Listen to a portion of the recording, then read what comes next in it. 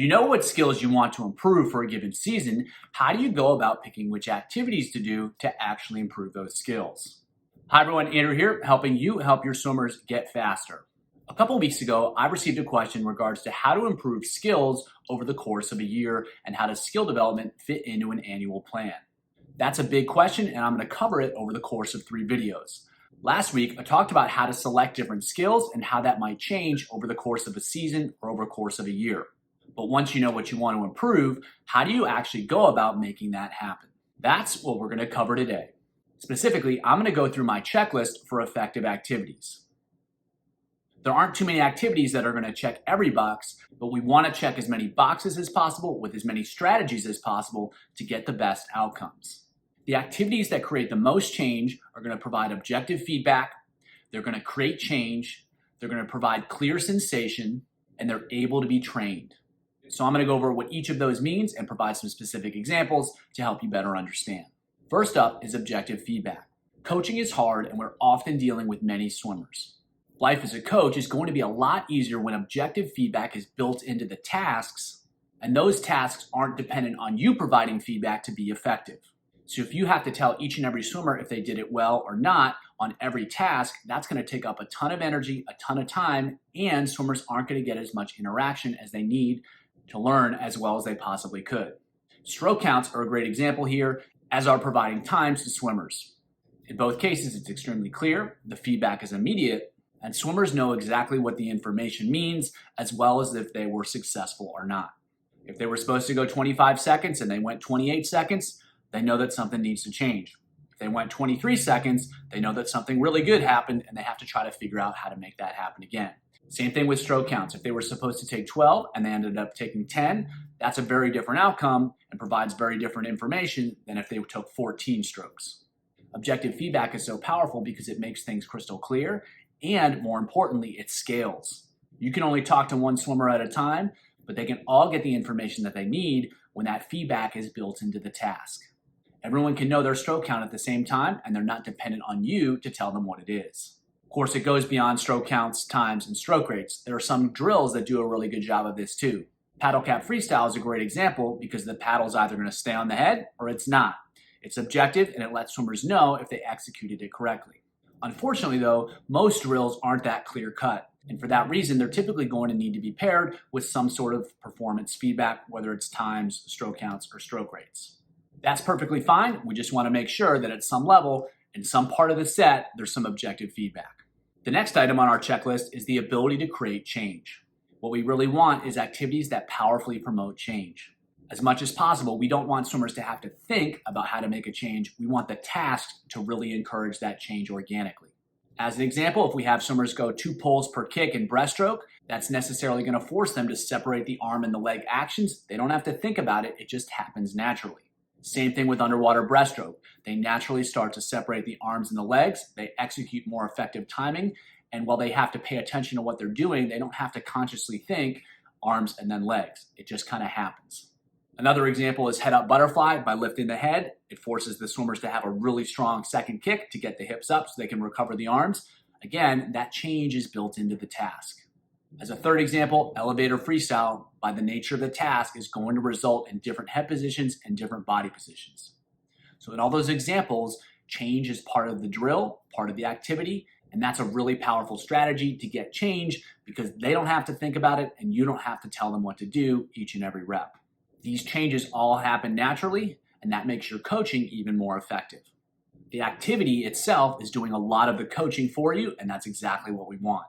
Every single drill that's potentially useful won't necessarily have this attribute, but as much as possible, you want it to be there because it makes your life a lot easier and swimmers are going to learn more.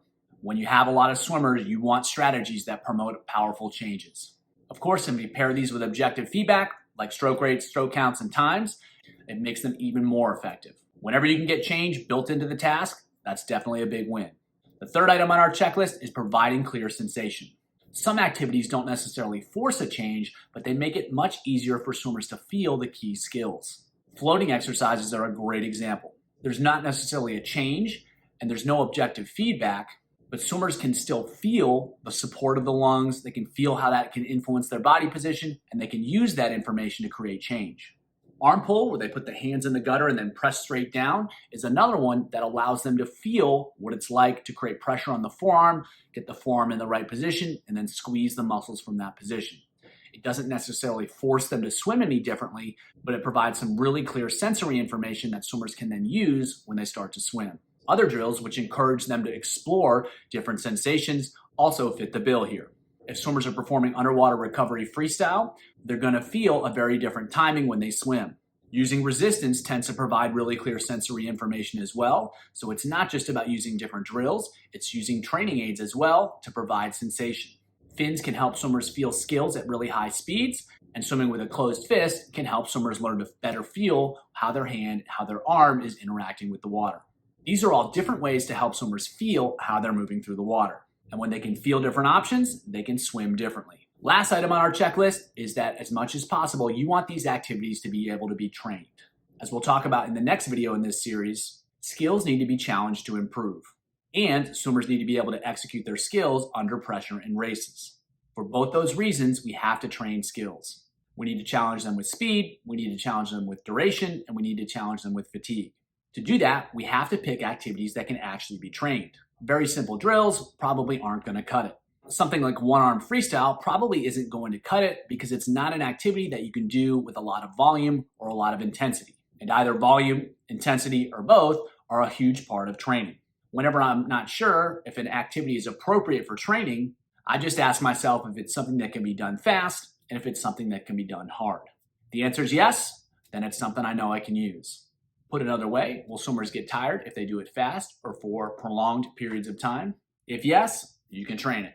While other activities can certainly be useful for other reasons, the more you can train skills, the more likely it is that swimmers will continue to learn, and the more likely it is that they'll develop the skill and the fitness to execute those skills under pressure. And that is exactly what we want. When it comes to actually picking activities, you want to check as many boxes as possible, and if necessary, check boxes in combination. So if you can, pick activities that check as many boxes as possible. Unfortunately, there aren't always options that check every box. Sure, something like paddle cap freestyle probably fits the bill because it's objective, it creates change, it helps swimmers feel effective breathing, and it can be trained, but that doesn't always happen. Instead, what you're going to have to do more often is combine different strategies. So the drill we talked about earlier, 2 pulls, 1 kick, and breaststroke, is great for creating change, and it can be trained really easily. However, it's not super objective, but if you put a stroke count on it and you put a time on it, all of a sudden, it's really objective too. The same goes for just about any activity. Combinations typically make them even more effective. Resistance work is great. Resistance work with stroke counts is even better. You just might have to get a little creative. However, if you have a bunch of different options, you can usually see how you can combine them to get the result you want. All you have to do is consider those options, and just like peanut butter and jelly, start putting things together and making it happen. While it may be slightly awkward at first, pretty soon you'll just start thinking that way, and it gets pretty easy to figure out how to make that work. And when you're checking all the boxes, the improvements that you're looking for come fast. So picking great activities is critical for executing an annual plan designed to improve skills. While it may feel like you have a lot of time over the course of the season, over the course of the year, you really don't. You want big changes, you want them fast, and you don't want to waste any time. The better activities you use, the better results you'll get, and the less time it will take. That means you can lock in the targeted skills and then move on to the next ones. So for any given skill, just consider which activities are going to check those boxes. Figure that out and you'll know exactly what you need to do to help your swimmers go fast. Then, once you know which activities you're going to use, it's just a matter of introducing them at low levels in the beginning of the season and then increasing the challenge over the course of the season. And that's what we'll cover next week. Hope that was helpful, and as always, keep it simple.